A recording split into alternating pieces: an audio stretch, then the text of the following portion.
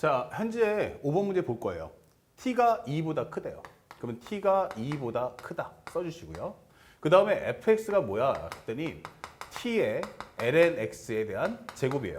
마이너스 x제곱이죠? 이렇게 그래프를 줬습니다. 그런데 이게 x는 k에서 극대를 갖는데요. x는 k에서 극대. 이게 중요하겠죠? 나는 단순한 값이 아니고 극대가 되는 순간을 말해줄 거야. 그럼 이 순간을 포착해라. 그때 당시에 우리가 원하는 것은 이 k 값을 gt라고 하겠어 이게 되는 거예요. 자, 그렇다면 현재 우리가 먼저 해야 될 것은 이게 무슨 말인지부터 알아야 그 밑에 있는 문장을 따라갈 수 있어요. 항상 쉼표, 마침표, 그 다음에 뭐일 때는 다 끊어주는 겁니다. 그래서 먼저 이 상태를 보는데 명심할 것은 이게 로그가 나왔거든요. 그렇다면 말하지 않아도 이것은 x가 0보다 큰 쪽의 범위만 관찰한다는 걸 잊지 마셔야 돼요. 그렇다면 이것을 가지고 극대극소니까 우리가 알고 있는 함수에 대한 증가감소를 보기 위해서 양변을 미분합니다. 2t 곱하기 ln x. 소위권 미분하면 x분의 1 마이너스 2x입니다. 라고 설명할 수 있죠. 자, 그러면 이 부호 판정을 위해서 정리해 보는데 일단은 현재 로그, 분수, 그 다음에 1차 함수예요. 그러니까 단순 연산을 풀 수가 없죠. 그러면 일단은 할 수 있는 만큼 뽑아주자. 그러면 2로 나눠주시고요. 그 다음에 여기를 x분의 t ln x로 표현해 볼게요. 이런 식으로. 그러면 일단 2는 나갔으니까 마이너스 x인데 이걸 합쳐주기 위해서 통분해 준다면 마이너스 x제곱이 될 거예요. 그렇죠? 2는 공통인수 나가고 x분의 2의 현재 x제곱. 이렇게 되면 약분하시면 마이너스 x가 될 겁니다. 그런데 현재 이 과정 다시 한번 이쁘게 정리하면 x분의 2 곱하기 t ln x 마이너스 x제곱이다 라고 설명할 수 있는 과정이 되겠죠. 현재 과정은 x가 0보다 크기 때문에 당연히 이건 always 양수. 신경 안 써도 돼. 이제부터는 요걸 가지고 부호 판정을 해주세요 라고 하는 거예요. 이제부터 얘를 가지고 부호 판정을 해주세요. 자, 그런데 그렇다면 현재 우리가 원하는 건 y는 t ln x와 그 다음에 y는 x제곱을 놓고 표현해보자. 현재 표현해보자. 근데 극대가 되려면 이 부호가 양수에서 음수로 가는 모습이 나와야 된다. 증가, 감소. 앞에 건 always 양수니까 신경 쓸 필요 없겠죠? 자, 그렇다면 이걸 그림을 그리는데 내가 t를 잘 몰라요. 그러면 ln x면 이렇게, 만약에 t가 음수면 이렇게 될 거야. 그래서 상대방이 제한 범위를 주는 거야. t가 2보다 크다. 그럼 망설이지 마시고 이렇게 그림을 그려주세요. 그 다음에 x제곱이 오는데 현재 여기서는 0일 때 0인데 x가 0보다 큰 쪽만 그릴 수 있으니까 이 그림이 아니고 이것만 그려달라는 얘기야. 그런데 현재 만약에 이런 식으로 날라가. 그러면 어떻게 돼요? 부호 변화가 안 생기죠. 항상 always 뒤에 게 그 다음에 얘는 계속 감소할 거예요. 그러니까 극대가 나오려면 이거 부호 바뀜이 있어야 돼. 그러니까 우리는 만나자 이게 되는 거예요.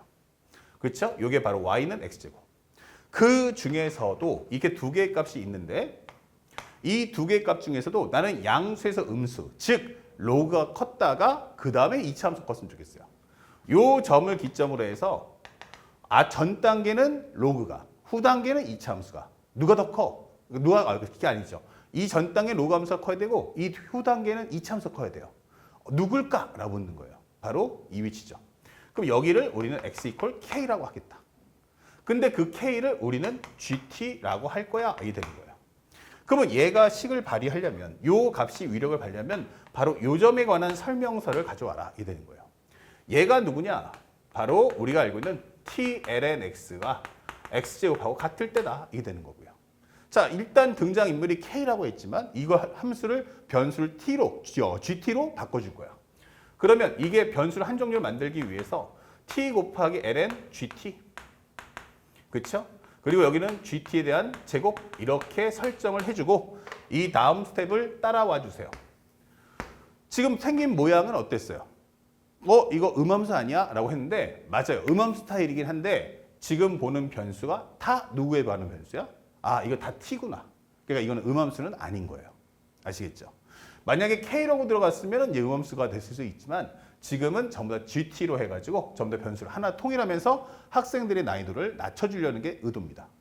자, 여기까지 만들었으면 사실 문제의 90%가 끝난 겁니다.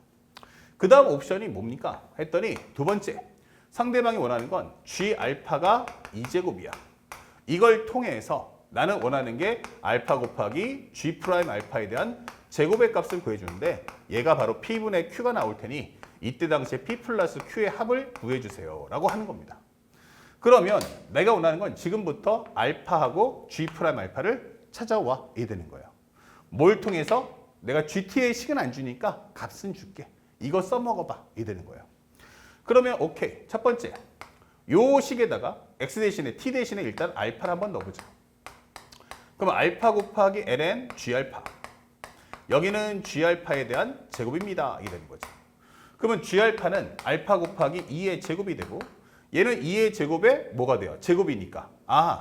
요 미안. ln이죠. ln 2제곱. ln 2제곱이고 여기는 2제곱에 관한 제곱이니까 2의 4승입니다. 이게 되는 거예요. 그러면 요거 이 값이 앞으로 똑 떨어진다면 2분의 1 알파라는 것. ln 2는 1이니까 2의 4승입니다. 결국 요거 2죠. 그러면 2알파가 2의 4승이니까 알파는 2분의 1에 2의 4승 이렇게 적어주시면 끝나겠어요. 그리고 우리가 원하는 값 중에서 하나를 이제 구했다. 얘가 바로 2분의 1에 2의 4승이다. 이 되는 거예요. 이제 G 프라임 알파를 구해야 돼요. G 프라임 알파란 바로 GT를 미분하면 되니까 요것을 가지고 양변을 미분해 주세요. 양변 미분. 그렇다면 곱에 관한 미분이니까 1 곱하기 ln GT 플러스 T 곱하기 GT분의 G 프라임 T.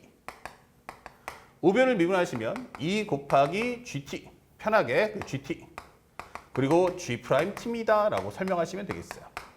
그 다음에 T 대신에 알파를 넣어주신다면 우리가 알고 있는 ln G알파 플러스 알파 곱하기 여기는 G알파분의 G 프라임 알파, 여기는 2 곱하기 G알파 곱하기 G 프라임 알파 이게 되는 거예요. 근데 G알파는 문제에서 뭐라고 했어요? 2제곱이다 이게 있어요. 알파 대신엔 2제곱을, G알파 대신에 2제곱을, 그 다음에 알파 대신엔 2분의 1에 2의 4승을 넣어주시면 돼요. 그러면 여기는 얼마 됩니까? 하면은 요거는 ln 2의 제곱이니까 2가 나올 거고요. 여기는 알파니까 2분의 1, 2의 4승이 나올 거고요. G알파는 누구십니까? 그러면 여기는 2의 제곱분의 G 프라임 알파다 이게 될 거고요. 여기는 곱하기 2 곱하기 2의 제곱이 되고요. 그 다음에 여기는 G 프라임 알파입니다 라고 설명해 주시면 되겠어요. 그러니 마무리 정리해 본다면 살짝 여기는 2, 요거 쓱쓱 지워주면 2분의 1에 2 플러스 2분의 1에 2의 제곱, 그 다음에 여기는 G 프라임 알파, 그 다음에 여기는 2의 제곱 G 프라임 알파 이게 되는 거죠. 그러면 2라는 값은 넘겨주죠. 이렇게. 그러면 2의 제곱 G 프라임 알파 똑같으니까 결국 2에서 2분의 1 뺀다면 현재 2분의 3 곱하기 G 프라임 2분의 3의 2제곱의 G 프라임 알파다 설명할 수 있어요. 그렇다면 G 프라임 알파라는 것은 3분의 4 2의 제곱분의 1이야 설명하시면 끝이 되는 거예요. 그렇다면 나는 그것을 제곱했으면 좋겠네 이게 되는 거예요. 제곱입니까? 라고 한다면 9분의 얼마? 16. 3분의 4를 제곱하면 9분의 16, 그 다음에 2의 4승분의 1이다. 이게 되면서 요 두 개의 값을 곱해줘. 그러면 얘랑이 지워지고요. 요거 지워지면 8이니까 정답은 9분의 8이다 라는 값을 뽑아줄 수 있죠. 그에 따라서 P 플러스 Q는 얼마입니까? 라고 한다면 손쉽게 17이라는 값을 뽑아줄 수 있다. 그러니까 결코 문제가 오히려 수트보다 선택 문제가 더 쉽네. 이런 생각을 가질 수 있어요. 중요한 것은 학생들이 이 문제가 어렵다가 아니고 생소하다는 거예요.